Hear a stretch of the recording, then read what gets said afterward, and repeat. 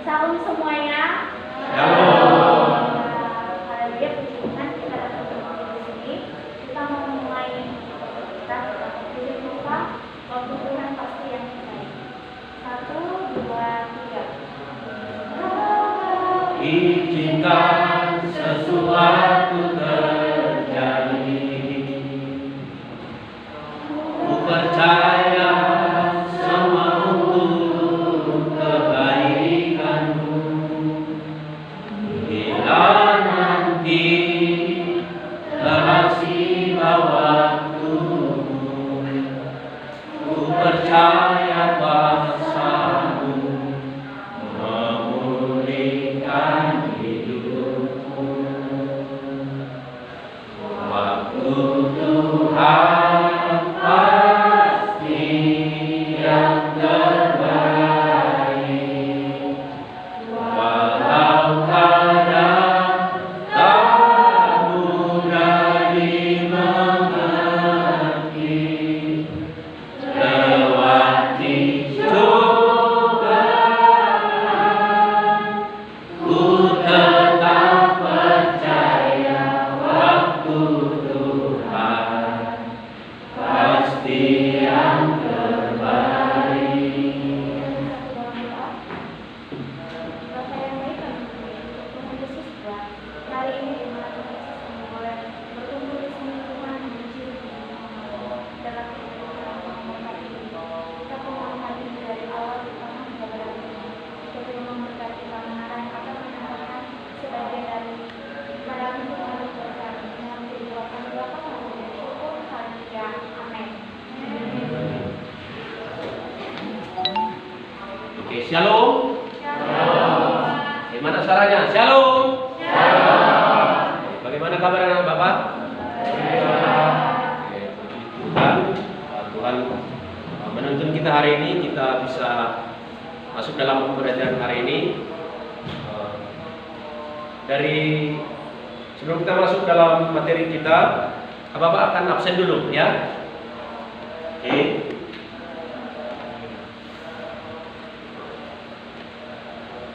Dian Setumanggur.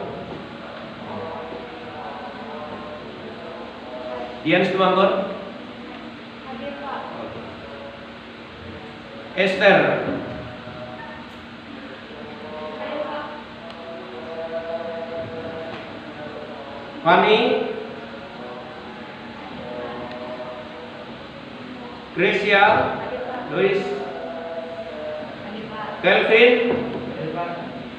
Oke. Lucia. Melanie.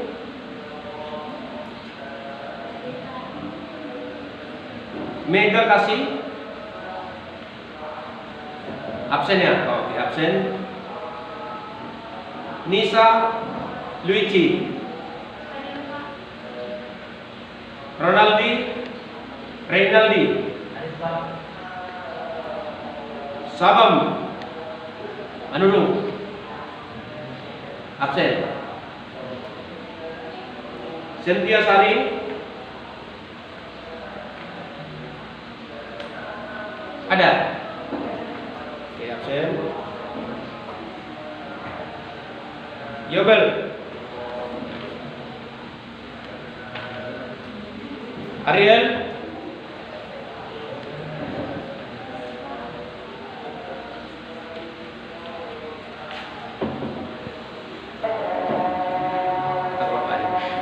Oke, yang berikutnya Debbie Arita. Hadir Pak. Frederick Gabriel. Christianus Ronaldinho. Nicholas Jonah. Rafaelia.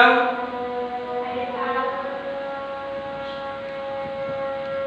Yusriani. Hadir Pak. Oke. Udah ya. Oke, cukup sekian. Kita akan masuk dalam materi pembelajaran kita hari ini, itu menjadi manusia dewasa dalam iman. Oke, sebelum kita masuk dalam materi ini, ada materi minggu lalu yang mungkin anak bapak belum paham.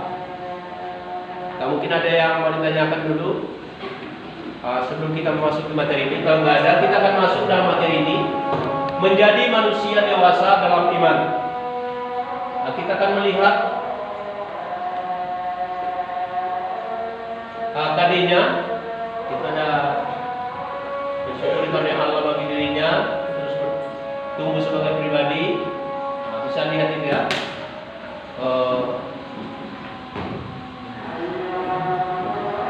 Ada 4 KD, ada indikatornya. Saya pikir. Oke. Sekarang kita masuk dalam materi pengertian bertumbuh menjadi dewasa. Oke, bertumbuh menjadi dewasa kalau kita lihat dalam kamus bahasa Indonesia berarti sampai umur atau akil balik, bukan anak-anak atau remaja lagi. Dikatakan bertumbuh menjadi dewasa berarti berubah dari remaja masuk ke dewasa. Itu yang sering dikatakan akil balik. Ya, kalian ini masih antara dari remaja beralih ke dewasa. Oke, yang kedua, dikatakan dewasa berarti mencapai kematangan kelamin. Dalam pengertian ini reproduksi, ya lebih apa mungkin ya? Kematangan reproduksi yang dari anak-anak remaja menjadi dewasa seperti itu. Baru matang secara berpikir, seorang dikatakan dewasa apabila ia dapat bertanggung jawab terhadap pekerjaan sehari-hari. Kalau dia sudah berkeluarga, terhadap cinta yang dikerahkan, khususnya bagi pasangan dalam pernikahan. Nah, orang dewasa berarti dia cara berpikir, cara bertindak, itu semakin bertanggung jawab. Oke, kita lihat dulu beberapa ciri-ciri pribadi yang dewasa. Yang pertama berarti tidak egois. Ya, kalau ada anak bapak yang masih egois, berarti kemungkinan masih remaja atau mungkin ada yang kanak-kanakan gitu. Ya, nah, kita bisa menilai. Baru orang dikatakan dewasa juga berpikir objektif. Dia sudah menilai dengan benar gitu. Ketika menilai sesuatu, melihat sesuatu secara objektif gitu. Dan yang berikutnya realistis. Ya, orang yang realistis artinya dari kata realita. Dia sudah melihat fakta gitu. Biasanya orang yang sudah berpikir realistis, dia tidak bisa gampang ditipu, dimanipulasi atau dibohongi. Orang yang dewasa juga itu bertanggung jawab. Ya, salah satu ciri-ciri dewasa itu bertanggung jawab. Dia menguasai diri. Nah, beda ya, kalau orang dewasa biasanya labil gitu. Kalau dewasa berarti dia lebih stabil. Bisa ngerti ya, membedakan labil dengan stabil. Ya, kalau labil itu gampang tergoncang dan gampang terpengaruh.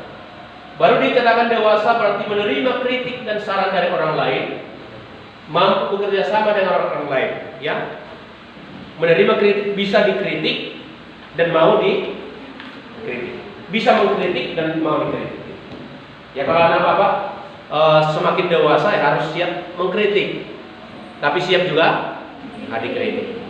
Artinya mau mengkoreksi tapi siap dikoreksi. Karena ada orang kalau tidak dewasa biasanya hanya mengkritik kerjanya, tapi tidak mau dikritik. Itu menunjukkan ketidakdewasaan. Baru mampu bekerja sama dengan orang lain, mampu beradaptasi dan menempatkan diri, memiliki prinsip kuat tetapi juga fleksibel. Ya, orang dewasa itu mampu menempatkan diri, beradaptasi dengan lingkungan. Karena kita makhluk sosial, kita tidak bisa hidup sendirian. Kita harus saling membutuhkan. Tapi di dalam sosial kita juga harus bisa menyesuaikan diri, menempatkan diri kita. Dan memiliki prinsip kuat tetapi fleksibel. Maksudnya gini, anak bapak harus punya pendirian. Setuju ya? Ya, kita harus punya prinsip, punya pendirian. Tapi kalau seandainya prinsip atau pendirian kita salah, kita harus berani mengambil sikap berubah. Setuju? Nah, jangan ngotot gitu. Kadang ada orang kan ngotot karena yakin itu benar, dia ngotot terus, dikritik nggak mau, nggak boleh. Contoh gini, kalau yakin pendirian kita benar, ya kita harus perjuangkan. Tapi kalau ternyata salah, kita harus berani membuka diri untuk berubah. Oke, lalu kita lihat berikutnya dikatakan bertumbuh menjadi dewasa, juga harus bertumbuh secara berpikir, ya. Secara fisik bertumbuh, secara berpikir juga harus bertumbuh. Kalau kita baca dalam Amsal 2 ayat 6 dikatakan, karena Tuhanlah yang memberikan hikmat, dari mulutnya lah datang pengetahuan dan kepandaian. Maka kalau kita mau berpikir, bertumbuh secara berpikir, ya kita harus kembali kepada Tuhan. Karena Tuhanlah yang memberikan hikmat. Ya, takut akan Tuhan adalah permulaan pengetahuan. Amsal 1 ayat 7, tapi orang bodoh menghina hikmat dan didikan. Pertanyaan, kalian mau dikatakan pintar, cerdas, atau bodoh? Nah, semua ingin pintar, ya. Amin. Karena Tuhan harus berhikmat, ya. Caranya bagaimana? Alkitab jelas katakan, takut akan Tuhan, permulaan pengetahuan. Kalau mau cerdas, bahkan kita bisa melihat tokoh yang terkenal itu Raja Salomo. Ya, dikatakan Raja Salomo hikmatnya bagaikan melebihi hikmat Bani Timur dan melebihi hikmat orang Mesir. Ya, kalau kita lihat baca kitab Amsal, Khotbah, itu ditulis oleh Salomo. Dia mengubah, dikatakan ada 3.000 Amsal. Bahkan tidak ada hikmat yang melebihi hikmat Salomo, karena dia takut akan Tuhan. Kalau mau kita dewasa secara berpikir, ya harus takut akan Tuhan.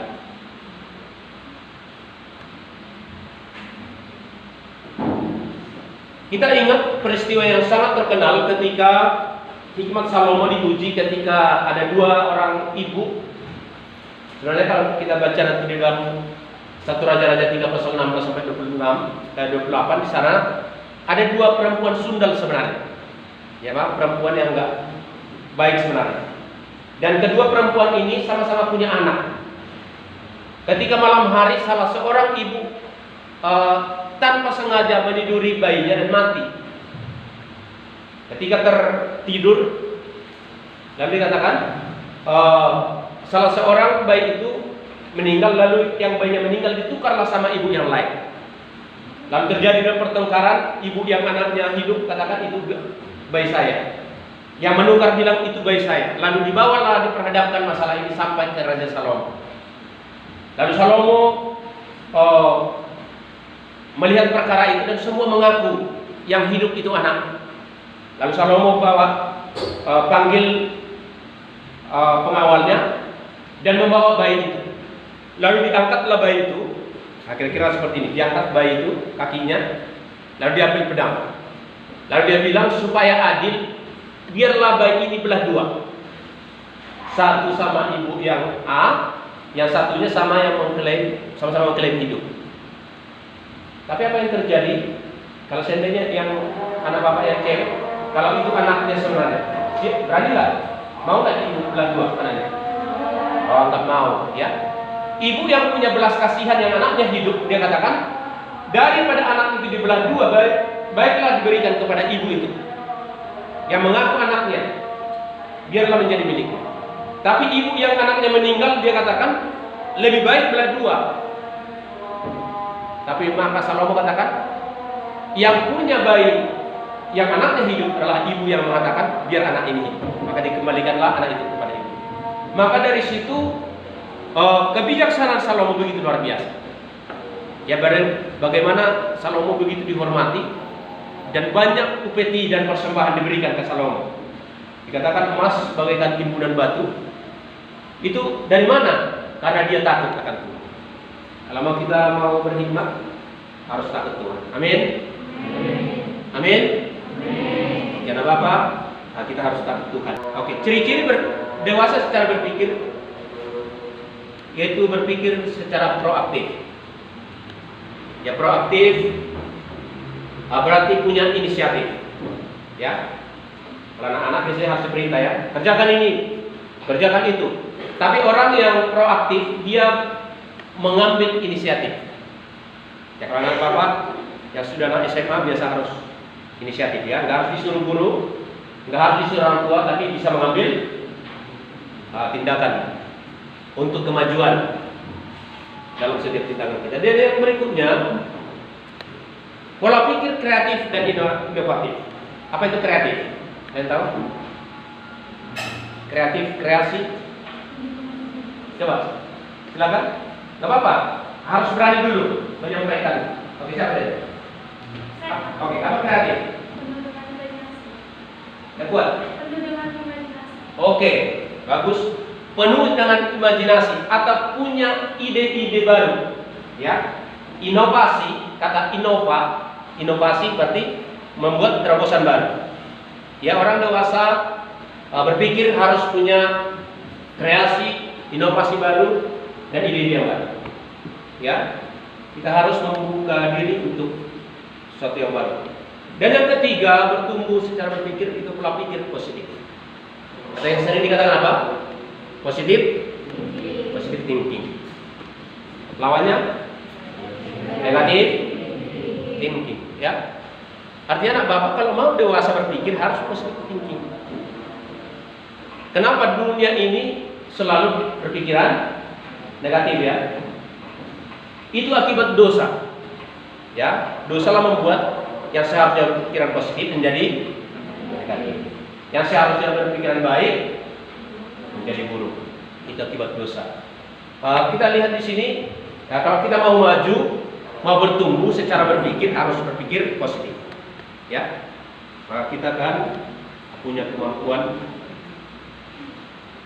Lalu berpikir komprehensif atau berpikir secara menyeluruh. Ya, berpikiran komprehensif berarti berpikir secara luas, secara menyeluruh. Ya, pola pikir komprehensif berarti pola pikir yang terbuka. Ya, terbuka juga tidak tertutup. Ya, tidak inklusif tapi eksklusif. Ya, tidak eksklusif tapi inklusif. Inklusif artinya terbuka dia. Ya, cara berpikir dia mau membuka diri untuk hal-hal yang baru. Oke, sampai di sini anak bapak ada yang mau tanyakan dulu? Oke, lalu kita lanjut dulu. Bertumbuh dewasa secara pribadi itu secara emosi. Ya, emosi bagaimana ekspresi kita, bagaimana cara kita menanggapi sesuatu persoalan. Ya, ada tunjukkan dari kedewasaan kita di sini. Ya, mungkin ekspresi ketika tidak sesuai dengan hati kita. Emosi itu kan bisa marah, bisa ketawa, bisa ekspresi tidak senang. Itu emosi. Ya, emosi itu tidak selamanya negatif. Emosi juga ada yang positif dan ada yang negatif. Tapi dikatakan dewasa secara emosi, maka anak bapak harus bisa mengatur emosinya. Contoh, orang lain marah, orang yang emosinya bertumbuh dewasa, dia harus apa? Sabar. Ya.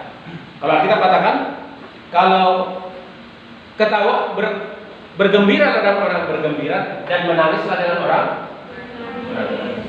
Jangan nanti anak bapak ketawa ketika orang lain sedih. Itu sesuatu yang enggak bagus. Ya. Ketika orang bergembira, kita bisa bergembira bersama. Ketika orang sedih, kita bisa sedih. Artinya apa? Bisa bersimpati dan bisa berempati.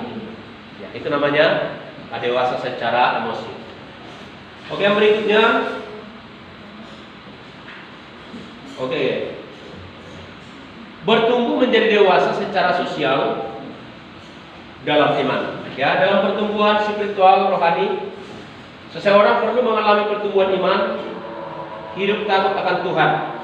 Karena di dalam kita terang, iman adalah dasar dari segala sesuatu yang kita harapkan dan bukti dari segala sesuatu yang tidak kita lihat. Itu bisa kita lihat dalam Ibrani 11 ayat 1. Ya, dikatakan beriman untuk bertumbuh secara rohani, ya tidak harus membutuhkan bukti. Ya, ada banyak orang katakan, saya lihat dulu baru percaya. Ya, ingat Rasul Yesus juga yang bernama Thomas, Dia katakan, kalau saya tidak lihat Yesus bangkit, kalau saya tidak memegang lubang paku di tangannya dan lubang tombak di lambungnya, saya tidak percaya. Itu rasul loh. Rasul Thomas itu 3,5 tahun bersama Yesus siang dan malam. Maka di sana Yesus katakan dalam Yohanes 20:29, kata Yesus kepada Thomas, karena engkau telah melihat aku maka engkau percaya. Berbahagialah mereka yang tidak melihat namun percaya. Amin. Percaya Yesus mati, bangkit dan naik ke surga? Yesus katakan berbahagialah orang yang percaya walaupun belum. Itulah iman.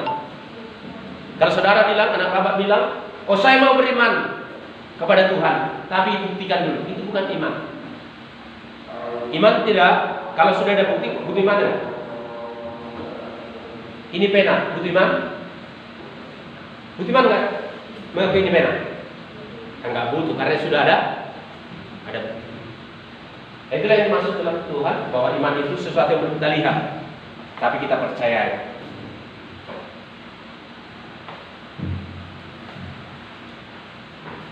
Oke.